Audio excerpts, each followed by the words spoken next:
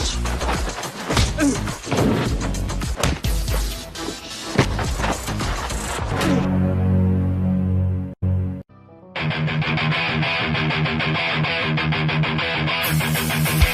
semuanya, selamat datang kembali kalian di channel IBL Movie One. Di video kali ini, gua akan merangkum alur film yang berjudul Boys B yang dirilis pada tahun 2022, berasal dari negara Korea.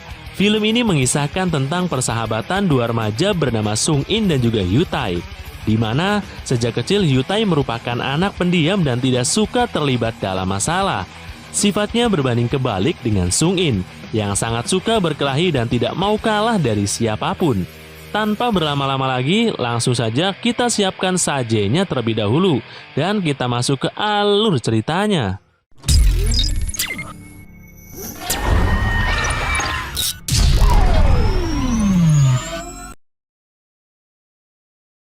Di awal film kita akan diperlihatkan perkelahian siswa yang berbeda.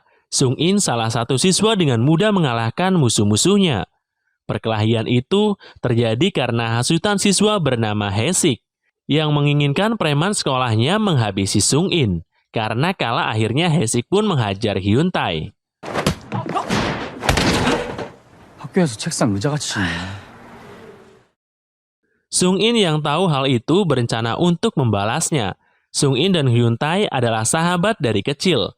Meskipun sekolahnya berbeda, namun itu tidak mengganggu persahabatan mereka. Mereka memiliki kepribadian yang sangat bertolak belakang.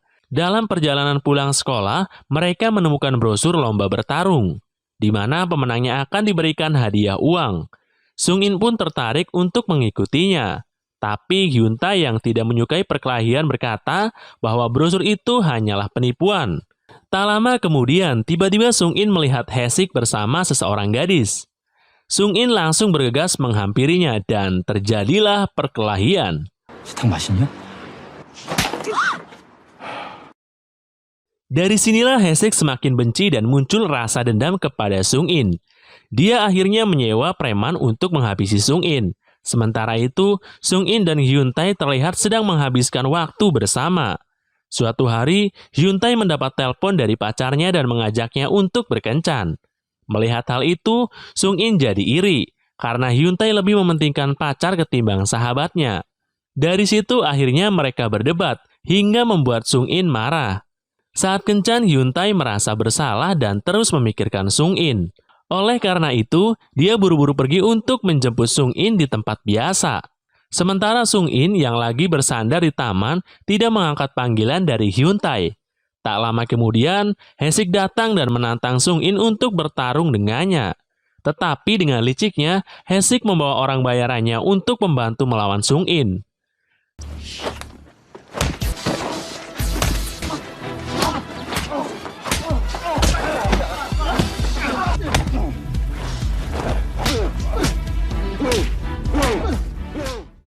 Setelah melihat Sung In mengalahkan Hae-sik dan juga anak buahnya, salah satu orang bayaran Hae-sik mengajak teman-temannya untuk pergi. Namun, temannya tidak mau dan akan tetap melawan si Sung In. Di tempat lain terlihat Hyun Tae yang datang ke tempat yang tadi. Namun, dia hanya melihat tas Sung In saja. Hyun Tae terus mencari Sung In, hingga ia sampai di gedung kosong. Di sana, ia melihat Sung In yang terus dihajar oleh orang-orang bayaran dan Hae-sik tanpa melakukan apapun. Dia merasa kecewa kepada dirinya sendiri karena tidak bisa membantu temannya saat diambang kematian. Bahkan ketika Sung In menelpon meminta bantuan, ia dengan sengaja tidak mengangkat telepon tersebut. Semenjak kejadian itu, hubungan persahabatan di antara mereka semakin renggang. Hyun Tae selalu menghindari Sung In. Tidak pernah mengangkat teleponnya, tidak mau bertemu, bahkan tidak mau mengobrol sedikit pun. Melihat gelagat sahabatnya yang aneh, Sung In pun mulai bingung. Hingga akhirnya saat mereka bertemu, Hyun Tae mengatakan kata perpisahan. Ia berjanji akan membuktikan sesuatu kepada Sung In. Beberapa hari kemudian, Hyun Tae mendatangi klub pertarungan yang sebelumnya tersebar brosur. Hyun Tae menantang seseorang petarung profesional yang ada di sana. Hyun Tae dimentori oleh seseorang bernama Kim Hang, pemilik klub itu.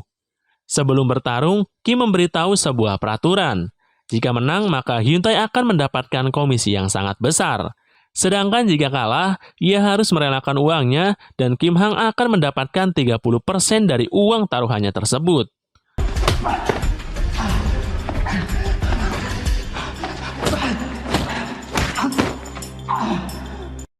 Saat Hyuntae terpojok, tiba-tiba ia mengingat Sung In yang dihajar habis-habisan. Seketika itu, Hyuntae bangkit dan langsung menghajar lawannya.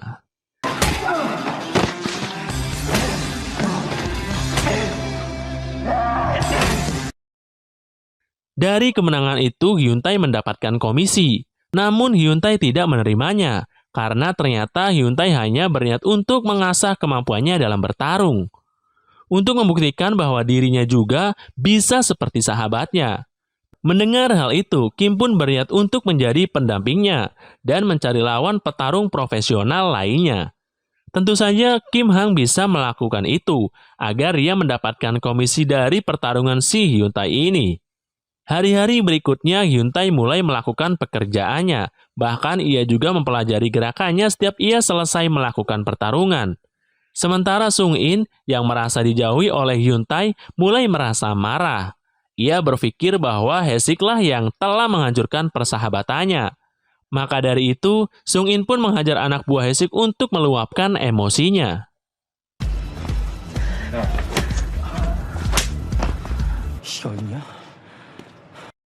Keesokan harinya, Haesik mendatangi si Hyuntae. Di sini, Hyuntae mencoba untuk tenang karena dia tidak tahu apa-apa. Karena tidak mendapatkan informasi, akhirnya Haesik pun pergi meninggalkan si Hyuntae.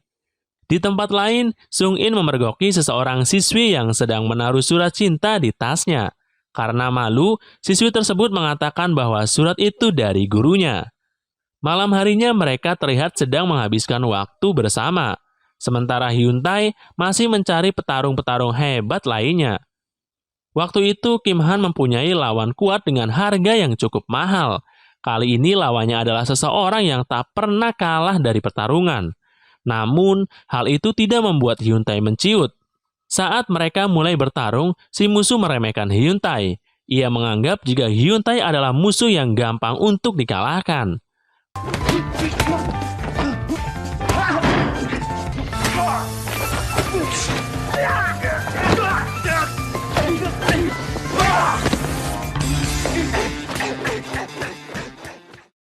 Karena panik, Kim Hang pun berusaha untuk menghentikan si Hyuntae. Dari kemenangan itu, Kim Hang pun sangat gembira karena mendapatkan komisi lumayan besar. Kim memberitahu Hyuntae agar memakai uangnya untuk bersenang-senang. Namun, lagi-lagi Hyuntae tak memperdulikannya, karena ia hanya ingin mengasah kemampuan bertarungnya.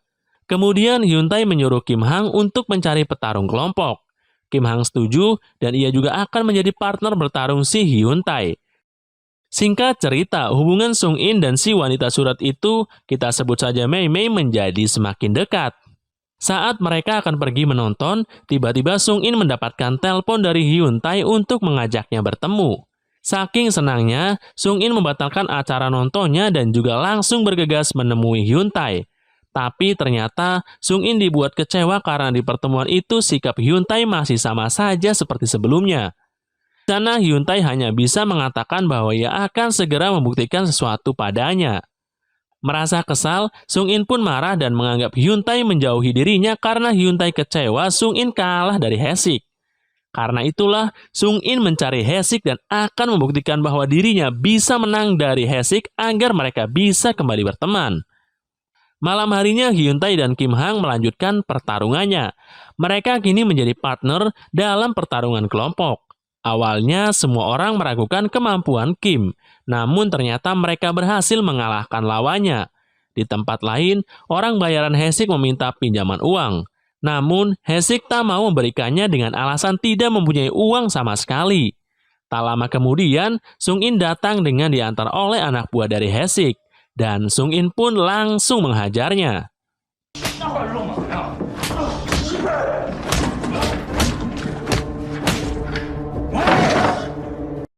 Akibat kejadian itu, Haesik pun menelpon orang bayarannya dan berjanji akan memberikan sejumlah uang jika dia mau membantunya untuk menghabisi Sung In. Keesokan harinya, Hesik melampiaskan kekesalannya dan berniat menghajar Hyuntae. Tapi, salah satu temannya mengatakan bahwa Sung-in sudah tidak berhubungan dengan Hyuntae. Karena itulah, Hesik mencari teman dekat Sung-in yang tak lain adalah Mei Mei. Dan benar saja, ketika Sung-in menunggu Mei Mei untuk menonton bersama, tiba-tiba Mei Mei datang dengan kondisi muka yang sudah babak belur. Melihat orang terdekat menjadi imbasnya, Sung-in dan Hesik akhirnya sepakat untuk bertarung kembali di suatu tempat. Hari pertarungan mereka tiba. Seperti biasa, Hesik membawa semua anak buahnya. Namun di sana Sung-in tidak berniat untuk berkelahi. Dia meminta maaf kepada Hesik dan juga ia meminta untuk menghajarnya. Asalkan perseteruan mereka bisa berakhir dan tidak ada lagi korban-korban dari orang terdekat mereka. Dan mereka pun langsung menghajar Sung-in. Dengan kesempatan ini, Hesik membalaskan dendamnya dengan memasukkan lollipop ke dalam mulut Sung-in dan langsung memukulnya. Tak lama kemudian, Hyuntae datang menggunakan topeng sapinya. Awalnya Hesik dan anak buahnya meremehkan Hyuntae, namun ternyata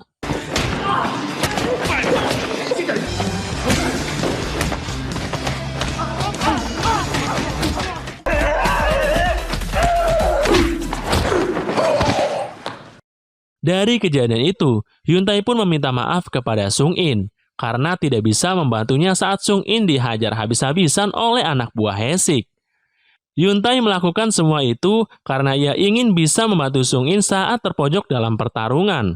Mendengar hal itu, Sung-in memaafkan si Hyuntae. Sekarang hubungan persahabatan mereka kembali seperti semula, bahkan menjadi lebih baik lagi. Mereka berjanji akan saling menjaga satu sama lain. Dan setelah itu, film pun selesai.